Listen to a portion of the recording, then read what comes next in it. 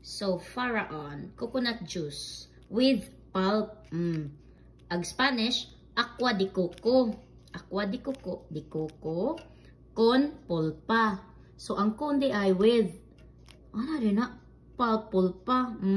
Agua. Anong agua kay liquid? Nya, di coco, coconut.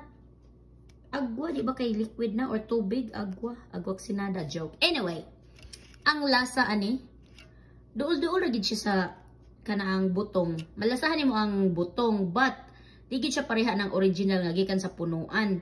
Pero mas mopalit na lang ko aning kan nga coconut juice kaysa katong buko mismo sa tindahan nga murag na panos ang sabaw. Makauyon na lang ko ani. Mas mo inom na lang ko ani kaysa katong soda bitaw or mga Coca-Cola dinaa. Unya, naraday ng sulod ha. Jollibee dayon. Ingon ko daw akong anak, wow, Jollibee. Katawa di ko sa bata, oy. Hugasan man anak ko, no? Kaya Jollibee ba niya? Imo din na i-refillan na diha, anak. Pero mas clear gani siya o kanang kuan gani quality kaysa atong nas tindahan nga murag panos lagi ko sabot.